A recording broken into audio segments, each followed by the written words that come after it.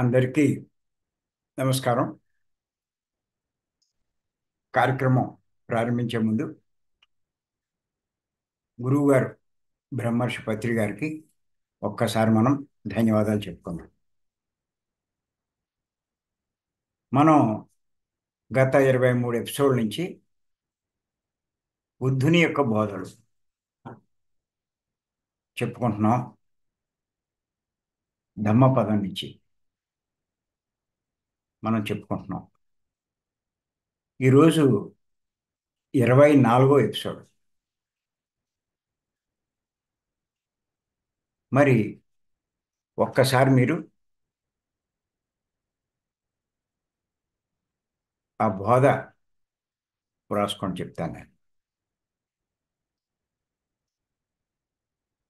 ఏంటంటే, తనది కాని దేహం తనది కాని దేహం తనదని నమ్మే మందబుద్ధి తనది కాని దేహం తనదని నమ్మే మందబుద్ధి నా ధనమని నా కొడుకని అహర్నిశలు తప్పిస్తాడు. అహర్నిశలు తప్పిస్తాడు. మళ్ళీ ఇంకొకసారి చెప్పుకున్నాం. తనది కాని దేహం తనదని నమ్మే మందబుద్ధి నా ధనమని నా కొడుకని అహర్నిశలు తప్పిస్తాడు.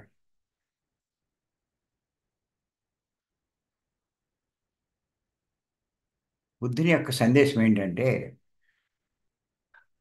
మందబుద్ధులు అంటే బుద్ధి సరిగ్గా లేనివాళ్ళు, బుద్ధి వికసించని వాళ్ళు, బుద్ధి చాలా తక్కువగా ఉన్నవాళ్ళు ఏం చేస్తారంటే, ఈ దేహమే నేను అనుకుంటాడు.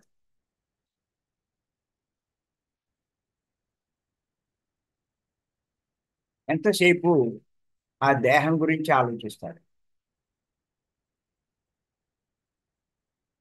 దేహ అందం, దేహ సుఖం, దేహ ఆరోగ్యం, దేహ సౌష్ఠవం,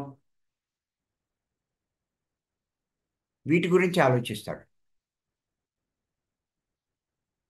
ఎంతసేపు దాని గురించే పాటుపడుతూ ఉంటాడు.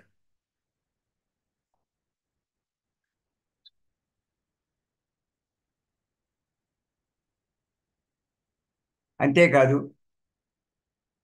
ఈ దేహపరంగా వచ్చిన ఈ దేహం వల్ల వచ్చినటువంటి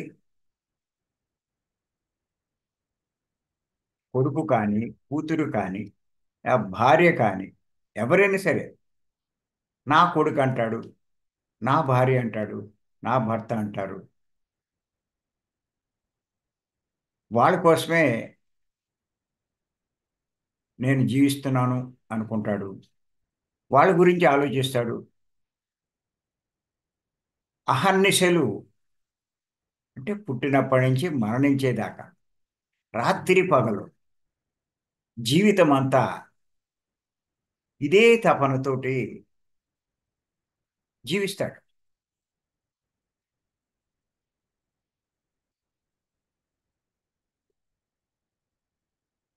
బుద్ధుడు ఎందుకు చెప్తున్నాడంటే, ఇది నువ్వు నిజంగా దేహం కాదది. నువ్వు నువ్వు అనుకునే ఆ దేహం నువ్వు కాదు. నువ్వు ఆత్మవు. ఆత్మైన నువ్వు దేహం అనుకుని జీవితం అంతా దేహం కోసమే పాటుపడుతున్నావు.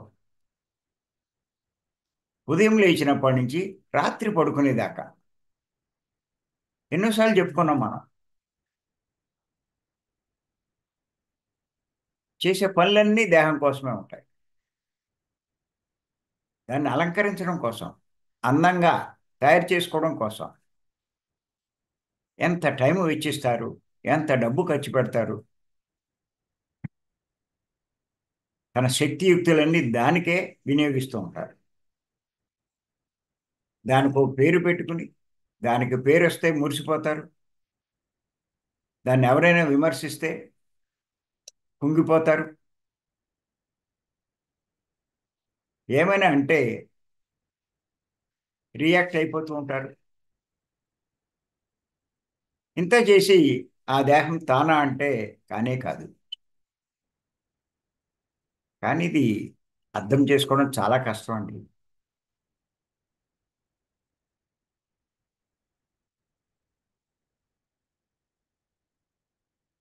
ఈ దేహ స్థితిలో ఉన్నవాళ్ళు ఆలోచించే విధానం ఇలా ఉంటుంది. తన సమయం కానీ, శక్తి కానీ, జీవితాన్ని కానీ, తన వనరులన్నీ కూడా ఆ దేహానికే వెచ్చిస్తూ ఉంటారు.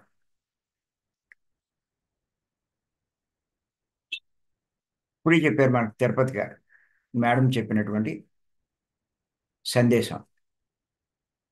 దేహస్థితిలో ఉన్నవాళ్ళు, ఆత్మస్థితిలో ఉన్నవాళ్ళు అన్నారు.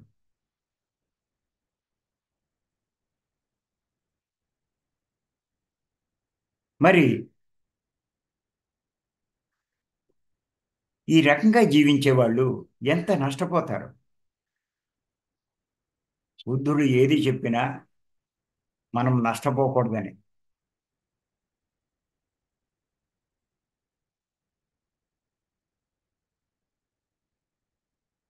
మనం లాభం పొందాలని. మనం దుఃఖంలోంచి బయటపడాలి. మీరు ఒకటే గుర్తుంచుకోండి, నేను దేహం అనుకుని జీవించే వాళ్ళు ఎప్పుడూ దుఃఖంలోనే ఉంటారు. ఎందుచేతంటే నువ్వు ఆత్మ అయి ఉండి దేహం అనుకుంటున్నావు అంటే ఎంత అజ్ఞానం చెప్పండి. నువ్వు ఆత్మ అనుకుంటే నీ పనులు ఒక రకంగా ఉంటాయి.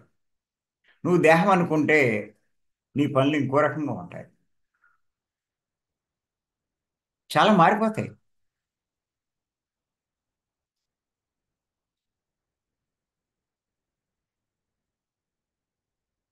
అంచేత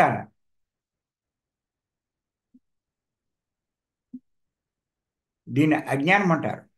పత్రిక చెప్పారు, నువ్వు ఏమాత్రం దుఃఖంలో ఉన్నా నువ్వు అజ్ఞానంలో ఉన్నట్టే అని. ఏమిటి అజ్ఞానం?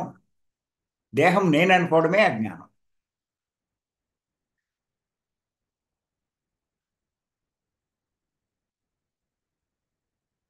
ఇప్పుడు ఆత్మ నువ్వు అనే భావంలో నువ్వు ఉన్నప్పుడు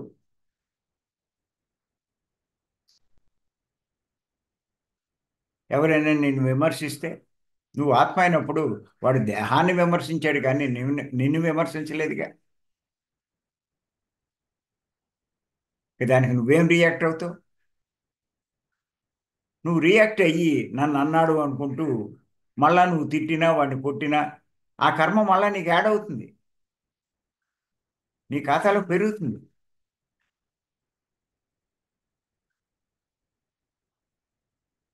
అందుకే బుద్ధుడు తన జీవితంలో జరిగిన ఒక సంఘటనని శిష్యులకి చెప్పడం జరిగింది.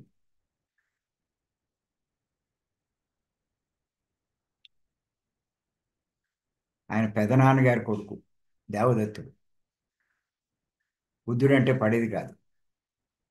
ఏదో రకంగా విమర్శించడానికి, అవమానించడానికి, చంపడానికి కూడా చూసేవాడు. ఎన్ని చేస్తున్నా కూడా బుద్ధుడు ఏమీ మాట్లాడేవాడు కాదు.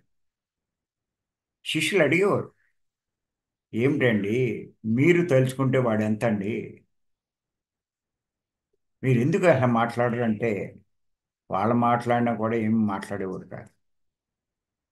ఓ రోజు ఆ దేవదత్తుడు ఏం చేశాడంటే ఓ పిచ్చెక్కిన ఏనుగుని బుద్ధుడు ఉండే ఆశ్రమంలో వదిలాడు. అది ఆశ్రమంలో ఉన్న ఆ పర్ణశాలలు అవన్నీ ధ్వంసం చేసి ఆఖరిలో వచ్చి బుద్ధుడి కాళ్ళ దగ్గర కూర్చుంది అది. అప్పుడు శిష్యులంతా వచ్చి, ఏమండి, ఇప్పుడైనా మీరు వాడికి బుద్ధి చెప్తారా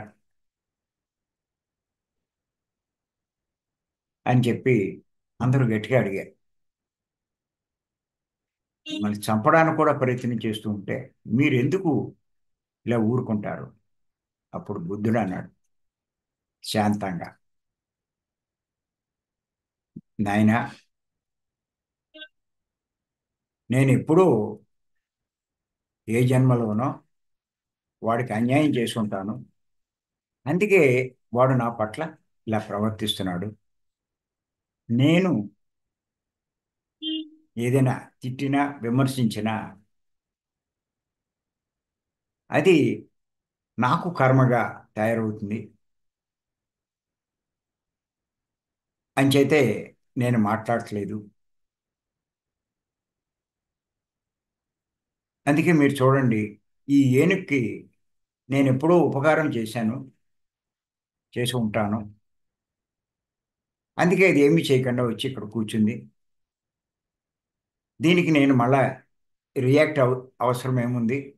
నా కర్మ పెంచుకోవాల్సిన అవసరం ఏముంది అని చెప్పి ఆయన చెప్పడం జరిగింది.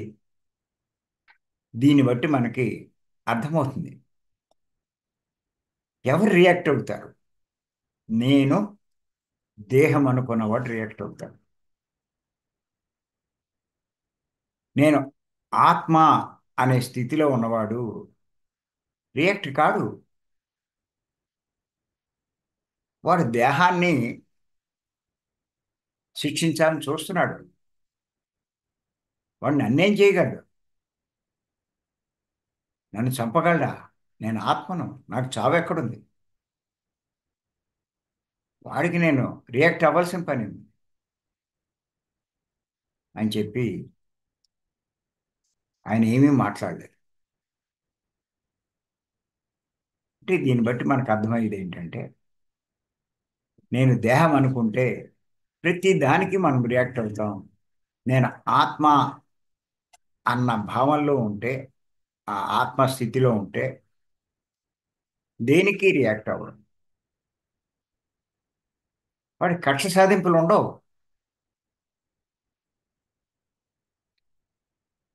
అలాగే ఇంకో సందర్భంలో ఆయన భిక్షాటంకి వెళ్ళినప్పుడు ఒక ఇంటి దగ్గర ఆసామి ఆయన బాగా తిట్టాడు. ఏ ఆగలేవా?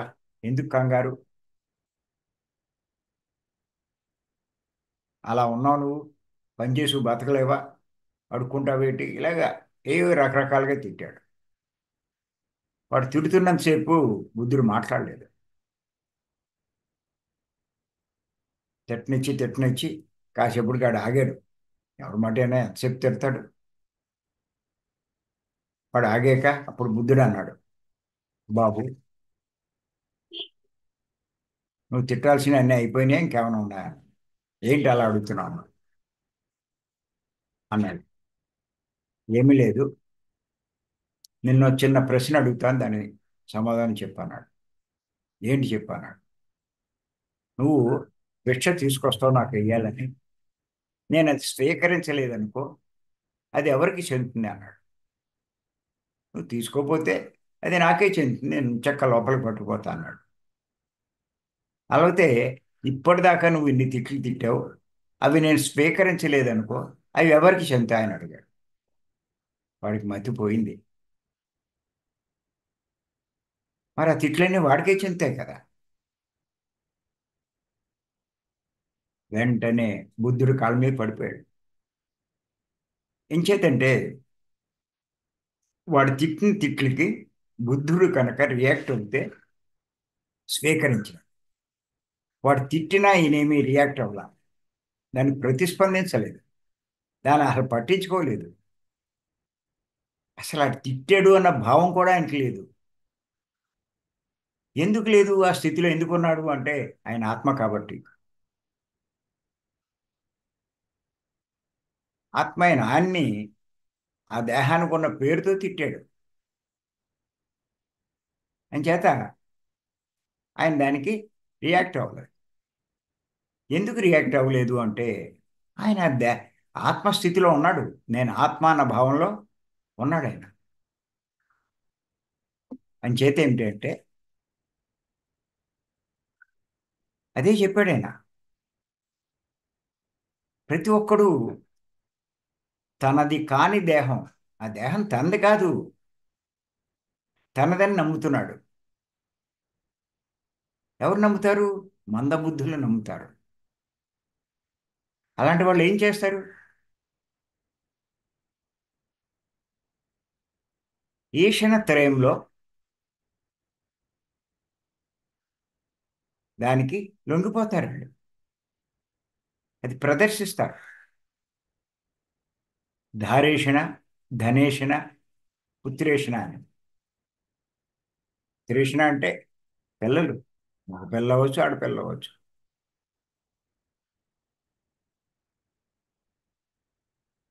ధారేషణ అంటే నా భార్య, నా భర్త,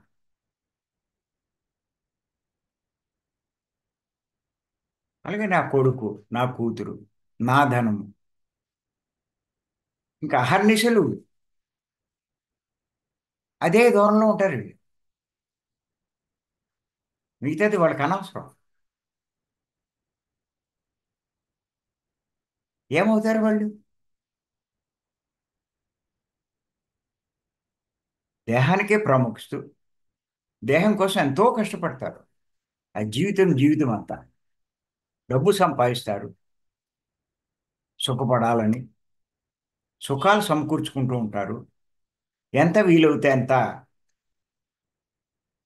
ఆ సుఖాలు ఉన్నంతలో మంచి ఇల్లు కట్టుకోవడానికి, దాన్ని డెకరేషన్ చేయడానికి, మంచి ఫర్నిచర్ పెట్టుకోవడానికి, కారు కొనుక్కోవడానికి, వాడుకున్న స్థితిని బట్టి బాగా సంపాదించుకుంటే మంచి కార్లు కొంటాడు.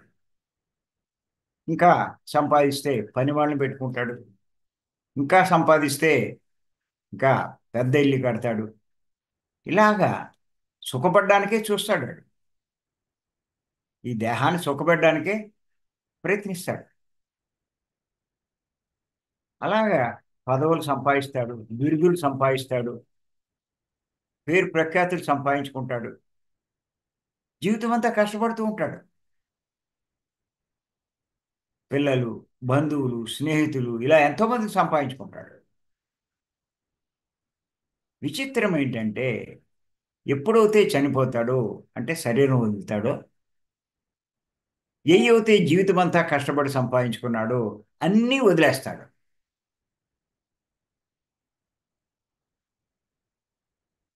మనం ఎన్నోసార్లు చెప్పుకున్నాం. మరణానంతరం ఏమవుతుంది అన్న దాని గురించి ఎన్నోసార్లు చెప్పుకున్నాం.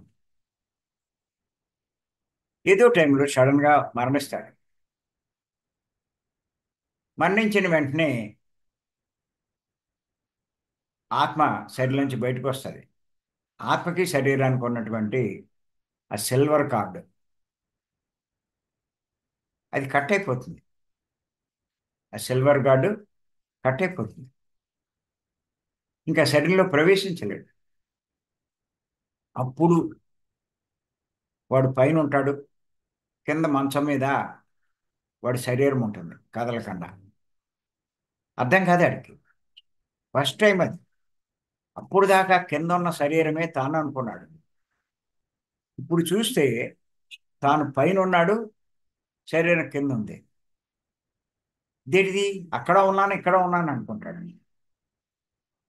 ఇలా ఇటువంటి సిచ్యుయేషన్ ఎప్పుడు రాలేదు.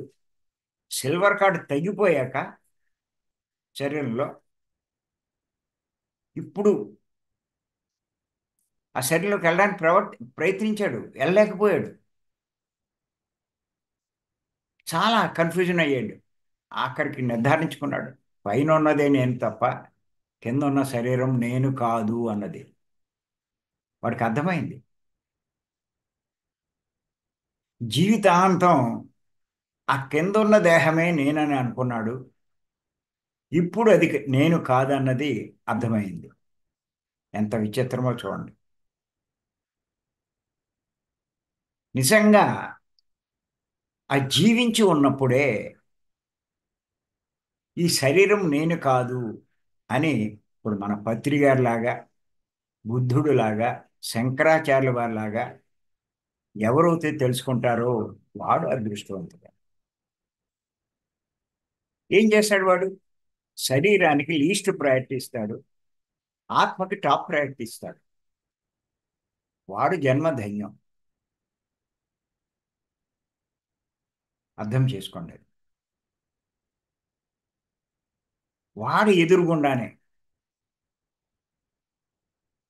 ఆ కుటుంబ సభ్యులు ఎన్ని చెప్తున్నా వాడు మాటలు వినరు, పట్టించుకోరు.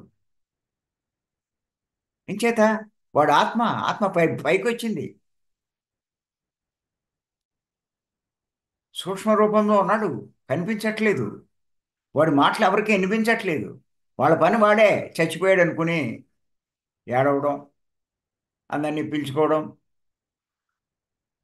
ఆ శరీరాన్ని ఇంటి బయట పెట్టడం, ఆ కర్మకాండలు పనులన్నీ చేయడం, శ్మశానాన్ని తీసుకెళ్ళడం, శరీరాన్ని తగలబెట్టడం, బూడిద చేసేయడం, ఇంటికి వచ్చేసి ఏదో 4 రోజులు బాధపడతారు, తర్వాత ఎవరిదాన్ని వాళ్ళు వెళ్ళిపోతారు. ఎంత విచిత్రం అంటే నిన్నటి దాకా ఏదైతే బూడిదైపోయిందో అదే నేను అనుకున్నాడు.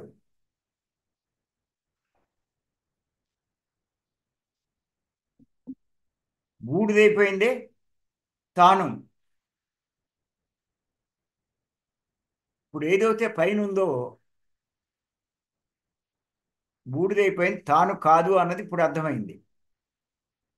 ఏదైతే పైన ఉన్నాడో అదే నేను అన్నది తెలిసింది. కింద ఉన్న ఇంతసేపు అదే తాను అనుకున్నాడు జీవించి ఉన్నప్పుడు. ఆశ్చర్యం, అంతులేని ఆశ్చర్యం. అంతేకాకుండా పైనుంచి ఇద్దరు వస్తారు సహాయకులు. వాళ్ళు చెప్తారు, నాయనా నడు, నీ పని అయిపోయిందని. అదేంటయ్యా, నేను బోడు సంపాదించుకున్నాను, బోడు పదవులు ఉన్నాయి, బోడు బంధువులు ఉన్నారు, స్నేహితులు ఉన్నారు, ఎంతో వైభవంగా గడుపుతున్నాను, వచ్చేయమంటారేంటి అవన్నీ వదిలేసి. వాటితో నీకు సంబంధం లేదు నాయనా, అవి నీవు కావు, నువ్వు ఆత్మవు.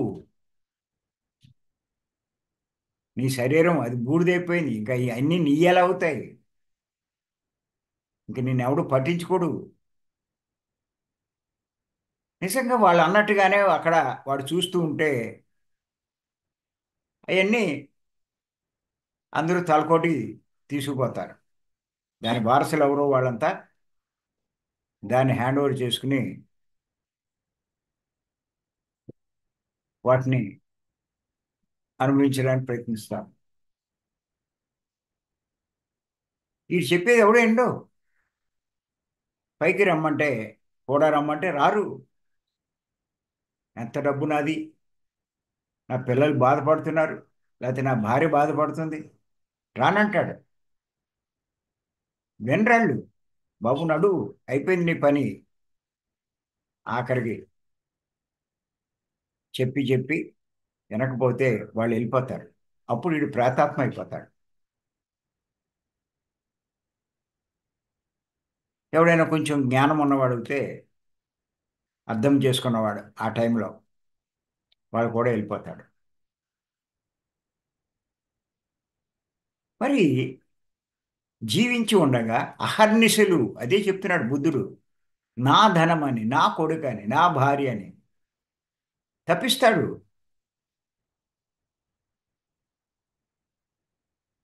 అని చెప్తున్నాడు.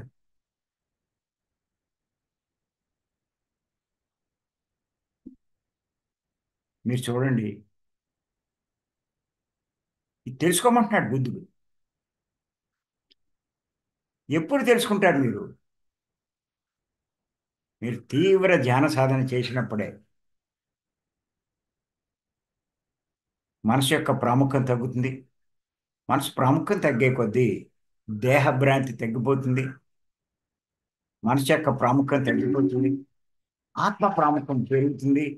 ఇప్పుడు మెల్లిమెల్లిగా అర్థమవుతుంది, నేను ఆత్మ అన్నది. ఇప్పుడు మనమంతా కూడా ఆ స్థాయిలో ఉన్నాం.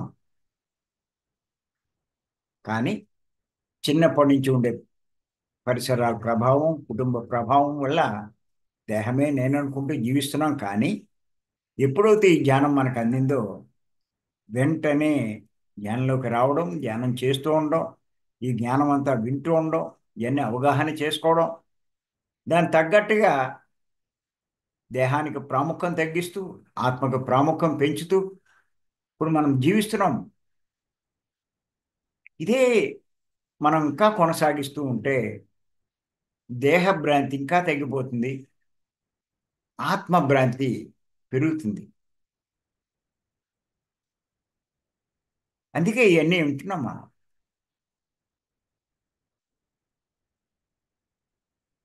ఎందుకు చెప్పాడు ఆయన బుద్ధుడు? ఇవన్నీ తెలుసుకోమని చెప్తున్నాడు. ఎవరు తెలుసుకుంటారో వాడు అదృష్టం. ఇప్పుడు తెలియదు, మీరు శరీరం వదిలేక తెలుస్తుంది. శంకరాచార్య వారు కూడా ఇదే చెప్పారండి, బుద్ధుడు చెప్పిందే చెప్పారు. పత్రి గారు కూడా అదే చెప్పారు. ఇచ్చిన సందేశాల్లో ముఖ్యమైన సందేశం ఏంటంటే నేను దేహం కాదు, నేను ఆత్మను. ఎంత స్పష్టంగా చెప్పాడు ఆయన. మనం అన్ని బ్యానర్లు కూడా కట్టుకుని ఇళ్లలో పెట్టుకుంటున్నాం మనం. ఆత్మే దైవము. అందుచేత నేను దేహం కాదు, నేను ఆత్మ, నేను ఆత్మ, ఆత్మ దైవం. అందుచేత నేనే దైవము అని అన్నీ ఎప్పుడు మన్నం చేసుకుంటున్నాం మనం. అది శంకరాచార్య వారు ఏం చెప్పారంటే ఆ భజగోవిందంలో కాతే కాంత కస్తే పుత్ర సంసారో యమ తీవ్ర విచిత్ర కశ్యత్వం కొత ఆయాత తత్వం చింతయ తదియా భ్రాత. అంటే ఓయ్ సోదరుడా, ఎవరు నీ భార్య, నీ పుత్రుడెవడు,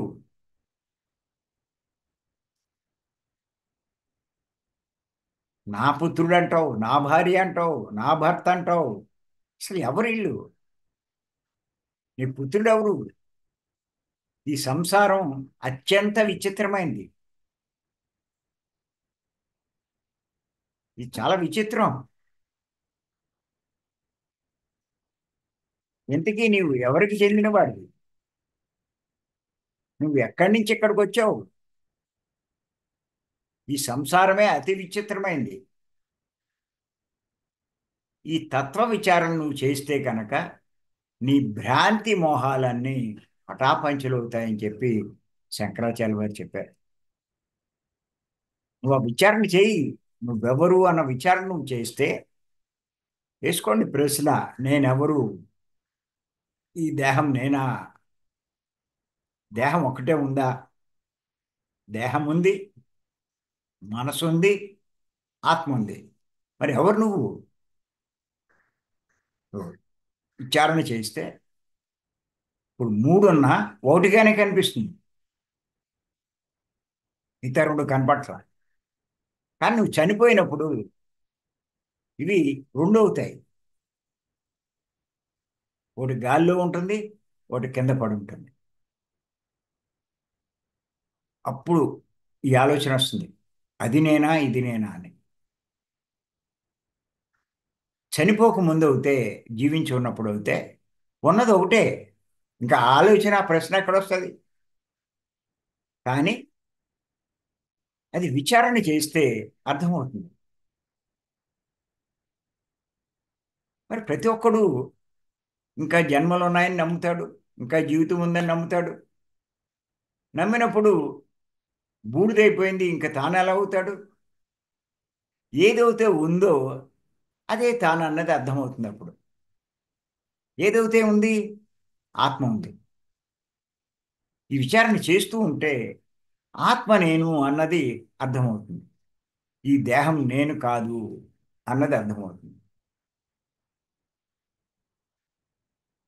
అలాగే నువ్వు దేహం కానప్పుడు నీ పుత్రుడు దేహమా, నీ భార్య దేహమా?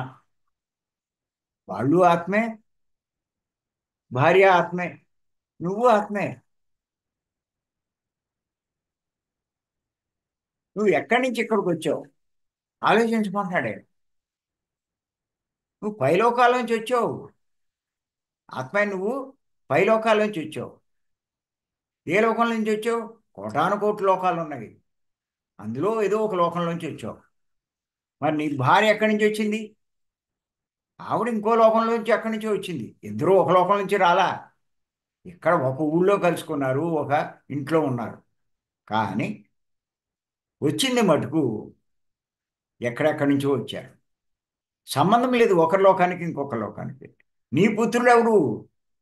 వాడు ఒక టైంలో శరీరం వదిలేసిన ముసలోడే. మళ్ళా ఇంకా కొత్త అనుభవాల కోసం, జీవితం కోసం, కొత్త పాఠాల కోసం శరీరం తీసుకున్నాడు. ఏదో తల్లి గర్భంలో ప్రవేశించి ఆ శరీరం ప్రవేశించాడు. ఆ శరీరంలో ప్రవేశించి జన్మ తీసుకున్నాడు. అంచేత నీ కొడుకు ఆత్మే. వాడు అనుభవాల కోసం వాడు వచ్చాడు. వాడిని నీ కొడుకు అనుకుంటున్నావు. ఎంత విచిత్రం. అదే అన్నాడు. నువ్వు ఎక్కడి నుంచి ఎక్కడికి వచ్చావు? నువ్వెవరో నీకు తెలుసుకుంటే నువ్వు ఎక్కడి నుంచి ఎక్కడికి వచ్చావో నీకు అర్థమవుతుంది.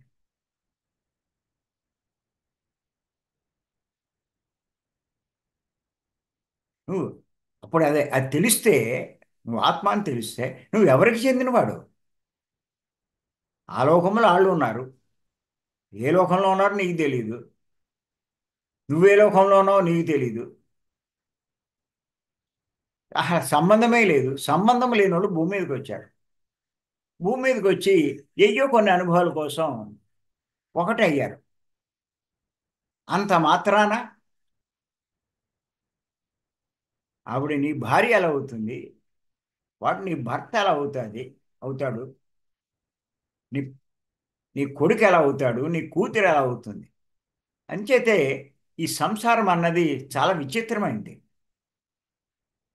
ఈ తత్వ విచారణ చేస్తే, ఆత్మ విచారణ చేస్తే నీ భ్రాంతి మోహాలన్నీ పటాపంచలవుతాయని చెప్పి శంకరాచార్య వారు మరి బోధించడం జరిగింది. ఇదే జ్ఞానం సంపాదించుకోవడం అంటే ఇదేనండి. అజ్ఞానం పోగొట్టుకోవడం అంటే ఇదేనండి.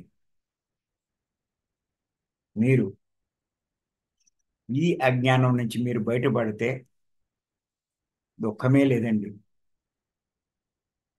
మీరు ఏమాత్రం ఇంకా ఆ భ్రాంతిలో ఉన్నా,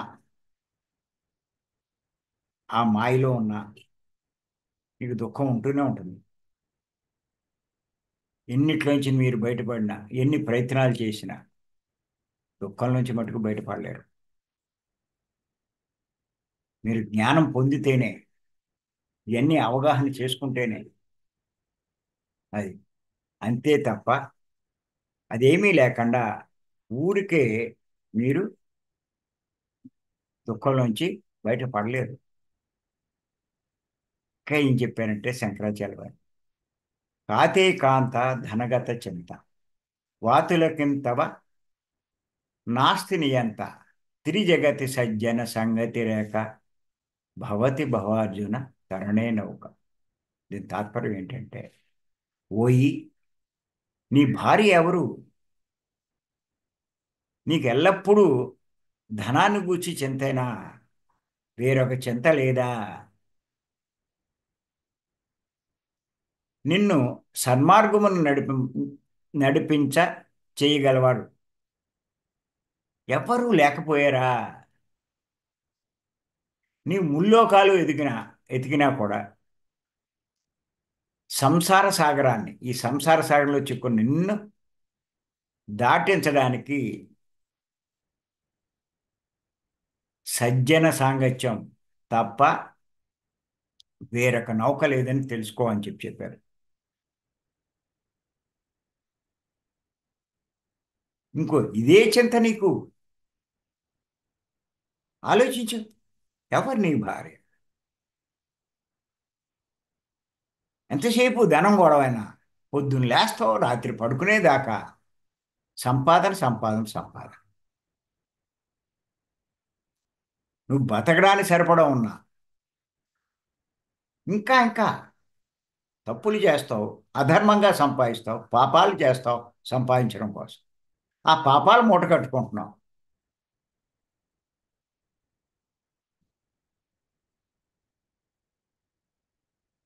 అటువంటి కర్మలు చేసి మళ్ళా భూమి మీదకి వస్తున్నావు నువ్వు.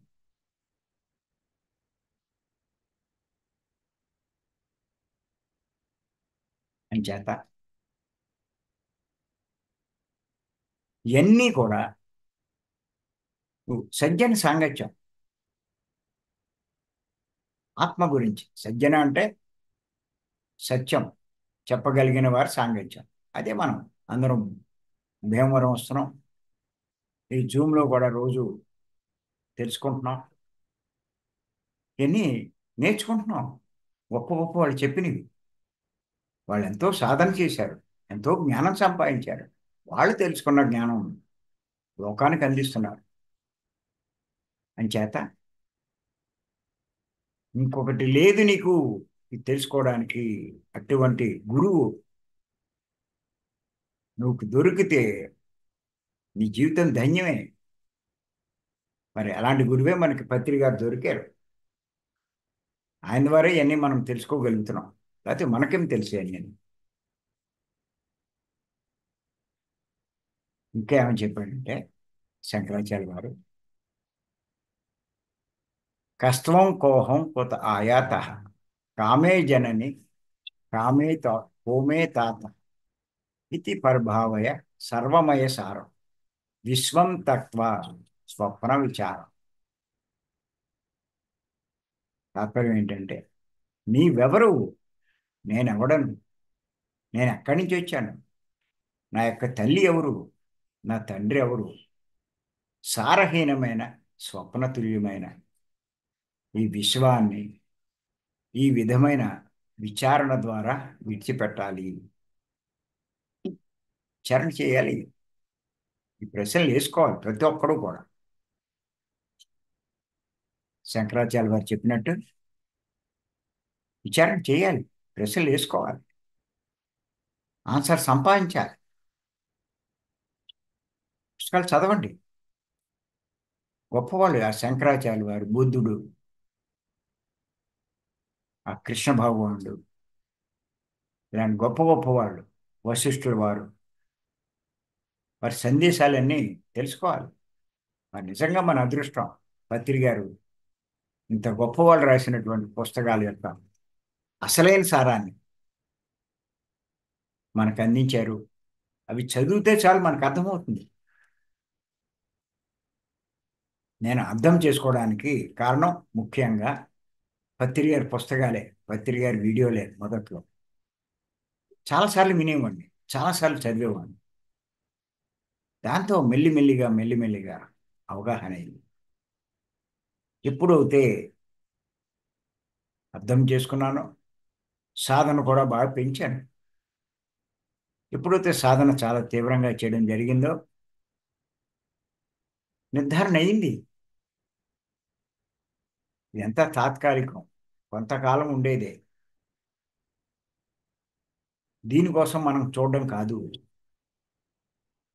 నేను ఆత్మను, ఆత్మ గురించే మనం చూడాలి అని చెప్పి అర్థం చేసుకుని మరి ఆత్మ కోసమే మరి ఈ భీమవరం 3 రోజుల క్లాసులు ఏర్పాటు చేయడం ఏంటి, మరి అన్ని చోట్ల తిరిగి ఈ సందేశాలు ఇవ్వడం ఏంటి, ఇవన్నీ ఆత్మకు లాభం కలిగించే కాబట్టి.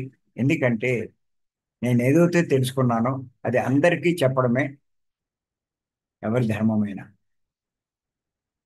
అంచేత పత్రి గారు అదే చేశారు. అదే ఇప్పుడు నేను కూడా చేస్తున్నాను.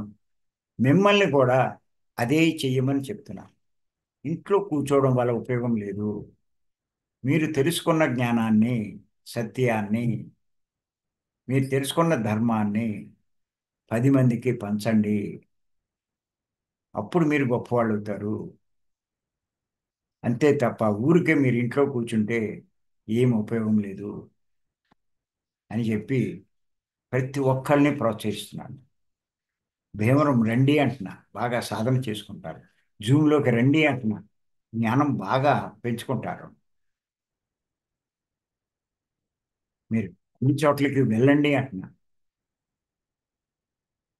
మీ జ్ఞానాన్ని ఇంకా పెంచుకుంటారు. మీరు చెప్పే వాటిని ఆచరణలో పెట్టడానికి ప్రయత్నిస్తారు. మీలో ఎంతో మార్పు వస్తుందండి. ఏ మార్పు రావాలో ఆ మార్పు వస్తుందండి. 300 జన్మలు ఎత్తినా కూడా ఈ ఆలోచన ఎవరికి ఉండదండి. అటువంటి ఆలోచనలోకి మనం వచ్చాం. ఎంత గొప్ప స్థితిలో ఉన్నామో ఆలోచించండి. ఇప్పుడైనా మీరు అశ్రద్ధ చేయకండి. మీ జీవితంలో ఎప్పుడైనా సరే ఉన్న శేష జీవితాన్ని బాగా ఉపయోగించుకోండి, సద్వినియోగం చేసుకోండి. అంచేత మరి ఈ అవకాశం ఇచ్చిన మీ అందరికీ ధన్యవాదాలు చెప్పాలి.